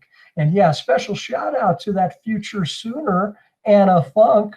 Mr. Funk was a little humble, I think, to name her, but we have some former Sooners in Sooners in our family as well. So I'm really excited for her next academic endeavor over at the University of Oklahoma. Going on, just wanted to talk about our middle schools and our K-8 program.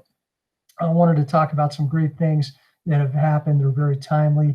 I got a chance to look at Quail Valley Middle School's orientation video. Incredible job. I want to go back to school, and be a middle school student. Not really, but it got me excited. So they did a great job. Good, big shout out to Quail. Pinion Mesa Middle School. If you hadn't heard, they were highlighted on Channel 4 News yesterday morning. So a reporter had reached out, got wind on social media of a lot of the great things they're doing to reach out to students and to support them, not only on an academic front, but a social emotional front as well. Our own Kurt Chase was interviewed, and it's a nice segment. So if you get a chance to tap into that link, I know it's out there, you'll be in for a real joy seeing the great work. And that's reflective of all the great work that's going on in our district. And then looking at Heritage, our K-8 school here in our district. I've been in close collaboration with Sean Primo, They've set the bar really high for themselves. They're an incredible program, and he and his team are looking to even getting better. So I'm looking forward to supporting them in the future. Same with Snowline Academy for all of our families in the community that are looking for an alternative choice that's more of a homeschool model. They're really upping their game as well, and they're increasing their numbers. So it's something to celebrate. So a big shout out to our middle schools and our K-8 program, as well as our non-traditional program in Snowline Academy. So that's all I have tonight, but plenty of good news. Very good. Thank you. And Mr. Zimmerman. Yeah, thank you very much. For as challenging and really as sad a time, as this is, we are learning a tremendous amount in a difficult time, and trying to find silver linings. And so many have been mentioned tonight where people have made some really, really quick adaptations to support one another and to support students, and students supporting one another and supporting staff, families, the sacrifices they are making right now with kids all at home, as adults are starting to, some have been back at work the whole time, others are starting to go back. I mean, it's just, our Snowline community is really just incredible, and continues to grow. It was really heartwarming, some of the comments that you read tonight, Christina, coming from former students of ours, folks that grew up in our community and have made this community home, and some of them work for us and others don't, but their kids go to schools here. It's just a very, very special place, and I think we're really realizing that. Just thanks for Rick Hernandez and James Field, behind the scenes tonight, and Bub and Nancy, the four of them just making this happen remotely in such a unique way, and having to make adaptations with each and every board meeting, and just the incredible things that go on. So thank you guys, and thank you also to CSEA and STA. They both do amazing scholarships for students, seniors from our non-traditional programs, as well as Serrano High School. And just, it's great how folks again continue to give back. And thank you to Kirk Strickland and his team there in student intervention and attendance. They have taken on trying to make sure we don't miss out on enrollment for 2021. And so they've done some incredible work, again, in a very quick way, with our school offices closed for face-to-face business, our district office closed for face-to-face business for safety, and still getting enrollments continuing to come in and continuing to go, because that is so, so very important to us. So just fun. And like I said, all these different videos that school sites are putting together, elementary, middle school, high school, non-traditional, it's seeing one of those a day just helps us remember why we're doing what we're doing, because this is unique and hard work for everybody in every way, and tough times, and safety's number one, but yet we need that human connection as part of that safety piece. So thank you guys for all the support that you give us. Thank you. Thank you so much. And Mr. Chacon. Yeah, thank you, President Behringer. Oh, okay, take a deep breath now. We're getting close to the end. So apologize for some technical difficulties today. We're kind of juggling quite a few things, had some internet issues. But we're going to go back. We're going to try to clean the feed up a little bit here. We're recording this message, this meet as well. So we're hoping we'll be able to clean that piece up and get a good clean version up on the website or our YouTube feed. So James, Rick, thanks for just kind of jumping in there and working on the fly tonight. I mean, all the prep work we did over the weekend really didn't seem to be helpful for us. So I appreciate you guys working through it. But just a quick shout out. So obviously, right, with COVID-19 and public health guidelines, right, the fair is closed down this year, and we have a lot of kids that will be showing animals who kind of rely on the fair to kind of make some of that money back up that they invested into their animals. So we're actually doing a livestock auction, and it's going to be virtual this year for the first time ever. That's going to be on May 30th at 10 a.m. You could log on to their website, SB County Fair, and you could buy yourself an animal. So if you would help us spread the word, we're trying to get that word out. It's kind of a a unique platform. It'll be the first time that they're given that a whirl.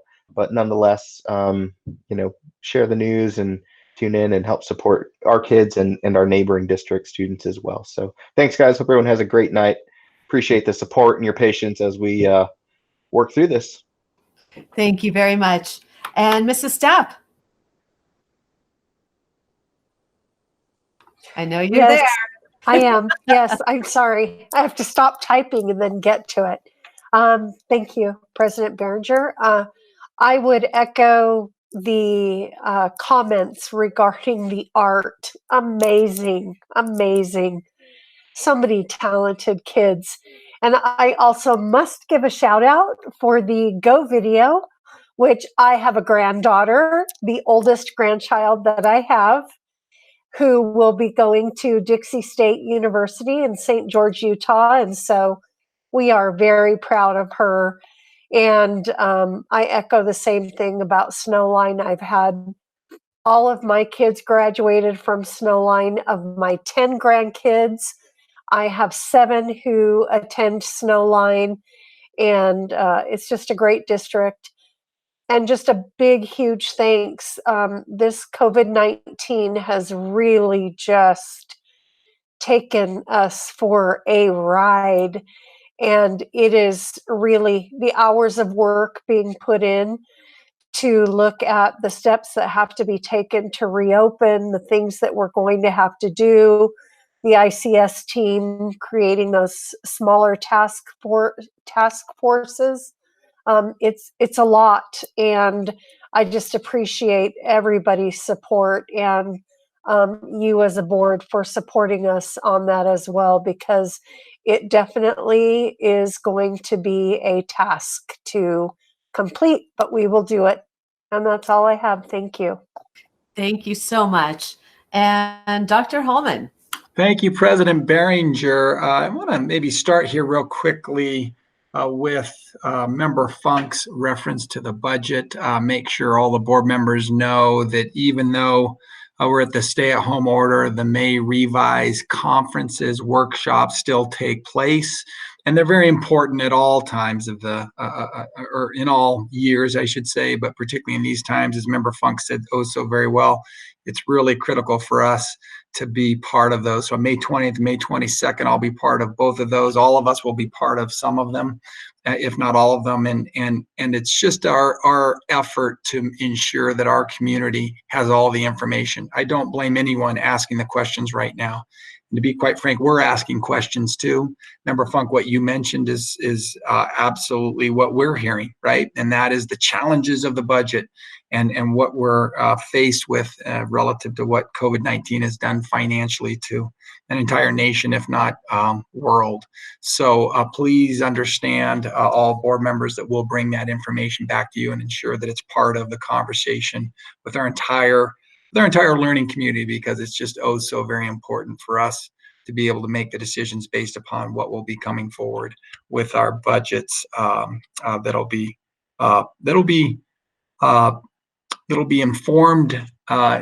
We'll be informed of them, I should say, again with the May Revise. We'll find out what happens in July, but also in August as another revise occurs. So I want to give all of you that information. And then having heard all of you speak to the celebrations, I guess I'm just going to summarize what all of you have said. I'm just so appreciative of our staff members just in general, that as Dennis had said, the power of connections and how do we continue to celebrate our students in different designs.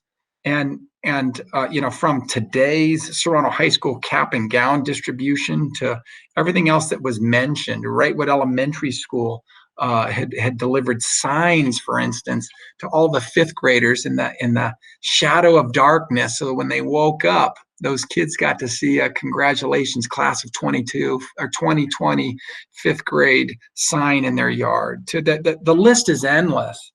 I guess I just want to reiterate just how appreciative I am of staff members who are saying, despite the challenges that are put before us, we're going to find ways to celebrate kids. The art contest is another example. I'm so very thankful that we're in a district where that's important, and I think that's reflective of a family, that that in the toughest of times, families rallied together. And I think we saw that in the public hearing. I think we saw that in all that's been said specific to the Go Day. I just want to really make sure that everyone understands that Nancy mentioned Taylor Wadsley, who's going to Dixie State. That's her granddaughter. And Member Funk mentioned Anna Funk, who's going to Oklahoma. And Alan Miller mentioned his daughter, Kelsey Miller, who's going to Cal State Fullerton. And let's not forget Christopher Williams, who's the grandson of Dave Nielsen, who's going to Cal Poly San Luis Obispo.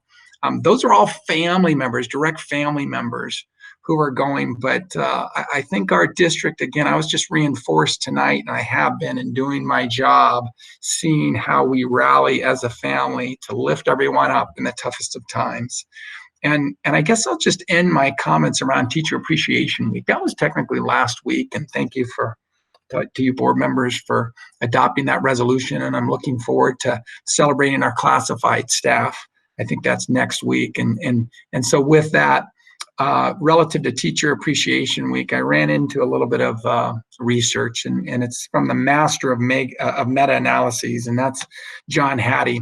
And distance learning has an effect size, and what effect size in short is that maybe we'll just call it impact, has impact on kids that's relatively low when it's just seen as online distance learning. But when you insert the teacher, when you insert the human, when you insert the caring adult, when you insert, again, our educators, that effect size goes up by 5 to 6 times and becomes an impactful experience. And so just my quick analysis of that research I believe reinforces what I'm trying to say.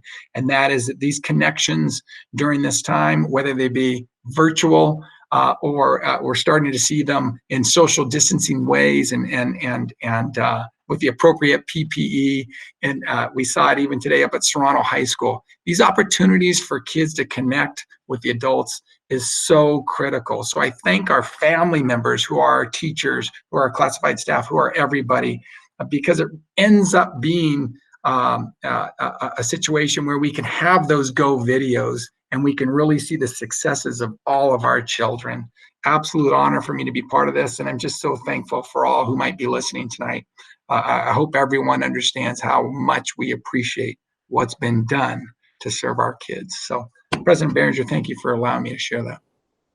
Thank you very much for your comments. And with that, I will entertain a motion to adjourn. Hey, Bob, how many numbers did we get? How many people viewed? Do we know? Yeah, so at the high point, I saw 89 people, and then that was through that public hearing piece, and we still have 41 people hanging on strong tonight. So we appreciate you watching it through tonight. So every couple weeks, you guys are getting a little more and more YouTube famous. So we'll have to get you some. I finally got my red button off, and I move that we adjourn. Go ahead, bud. Second. Second? Who was that on the second? Madam President. Yep. Okay, and roll call. Member Hernandez. Aye. Member Nilsson. Aye. Member Bloom. Aye. Member Funk. Aye. Tina Behringer says aye. We're adjourned. Have a Thank you, wonderful guys. night, everybody. Thank you, everyone. Have a great night. Thank you. Good night, Take everybody. care, everyone. Stay healthy. Yeah, have a good night, everyone. Amen. Stay healthy is a great comment.